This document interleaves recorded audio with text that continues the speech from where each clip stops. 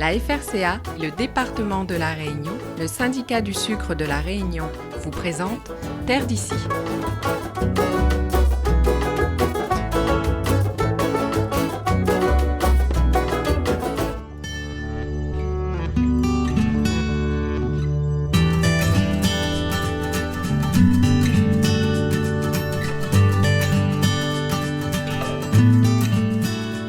Il s'est véritablement passionné pour cette culture originale. Installé ligne des 400 au tampon, Georges Sauveur s'est lancé voici une dizaine d'années dans la production de ce fruit d'un cactus originaire d'Amérique centrale, le pitaya. Quand j'ai été appelé au CIRAD pour plus ou moins voir ce que c'était la pitaya, je suis tombé directement amoureux de tout ça, quoi. Et je me suis dit, c'est une plante d'avenir, c'est un fruit d'avenir, c'est beau, c'est tout ce qu'on veut. On fait des glaces d'ailleurs aujourd'hui avec. Voilà, c'est devenu une passion, entre guillemets. On peut la planter du bord de mer jusqu'à très haut, mais à 400 mètres, je pense que c'est une très bonne altitude pour la pitaya. Pas trop chaud et pas trop frais. Également bien exposés au soleil, les rangs de pitaya sont plantés sur du palissage, des supports grillagés qui facilitent leur entretien. Et pour apporter à ces cactus tous les éléments nécessaires, Georges utilise uniquement du fumier de bœuf. Depuis le départ, amendement organique, plus paillage pour pas que le fumier se dessèche et pour pas que la plante subisse de stress, quoi. Voilà. Grâce à tous ces soins, et notamment une taille annuelle des plants, les pitayas vont alors offrir une floraison abondante. Des fleurs qui s'épanouissent le soir venu et qu'il faut donc polliniser de nuit, une à une, à la main. On a les étamines avec le pollen, et puis au milieu on a le pistil. Ok. Donc le pollen se dépose sur le pistil et qui va aux organes reproducteurs qui se trouvent en bout de pistil, quoi. Et après le fruit se développe, la fleur tombe. La pollinisation vient de deux espèces, de la variété rouge et de la variété blanche. Le pollen se met vice versa. Dans le pistil, ouais, il faut les croiser.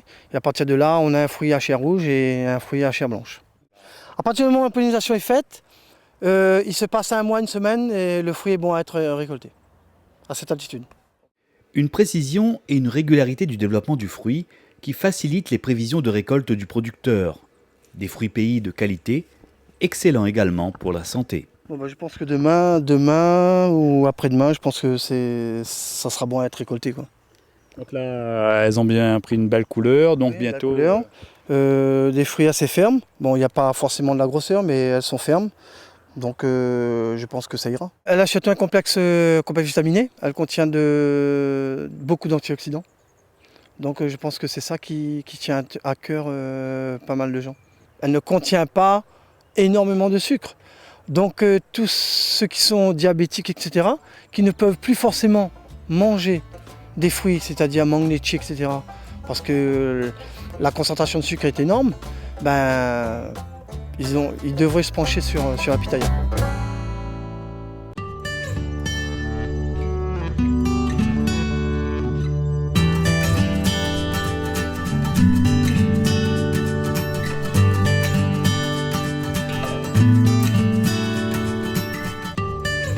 Fruit de l'été, très apprécié pour ses qualités rafraîchissantes, le pitaya se consomme, frais bien sûr, et même glacé. Maître artisan glacier, Stéphane Soulier crée avec tout son savoir-faire des sorbets à base de fruits pays, comme ce jour-là avec ses pitayas. Alors je vais préparer un sorbet pitaya avec des pitayas de M. Sauveur qui a donc une exploitation sur le tampon, la ligne des 400. Donc voilà, on va couper les pitayas, les préparer. C'est des pitayas violettes. J'utilise des pitayas violettes simplement pour la couleur. Je trouve qu'elles sont un petit peu plus goûteuses et elles donnent une couleur rose fuchsia qui est superbe par rapport à la blanche qui est un petit peu plus neutre et puis la couleur moins attractive. La fabrication du sorbet se poursuit. Après avoir coupé les pitayas en deux, Stéphane en récupère la pulpe fraîche et naturellement très colorée. On récupère la pulpe et le jus, les deux. Et ensuite, on va broyer grossièrement le fruit pour le pulper, en fait. C'est un fruit qui est très facile à travailler, contrairement à À certains autres, la mangue est plus compliquée. La pitaya, c'est quand même un fruit assez facile à travailler. C'est un des fruits que je préfère travailler, oui. Il y en a d'autres qui sont un peu plus contraignants. Comme dans toutes mes glaces, ou l'essentiel de mes glaces, je ne rajoute pas de colorant et pas d'arôme. Il faut cependant encore rajouter le bon dosage de sirop de sucre pour obtenir la base du sorbet. Le sorbet, c'est avant tout du fruit, dans une proportion la plus haute possible, technologiquement, et ensuite simplement du sucre et de l'eau. Voilà, pour équilibrer un petit peu la formule, c'est tout. La transformation de la préparation en sorbet peut alors commencer. Alors là, je mets le mélange qu'on vient de faire dans la turbine. Donc la turbine, c'est simplement un appareil qui transforme ce mix, ce mélange, en un sorbet. Donc il va refroidir et incorporer un petit peu d'air en même temps. Il refroidit très vite. Après quelques minutes passées dans la machine, le sorbet au pitaya est enfin prêt. C'est pas une crème glacée, c'est un sorbet, donc pas de lait, pas de matière grasse. Et effectivement, j'ai des sorbets qui ont une texture relativement crémeuse. Bon, c'est simplement dans la proportion des ingrédients et savoir-faire du glacier. Avec une couleur fuchsia qui donne envie et qui est 100% naturelle puisqu'elle n'est donnée que par le fruit. Ce qui attire en tout premier lieu, c'est la couleur.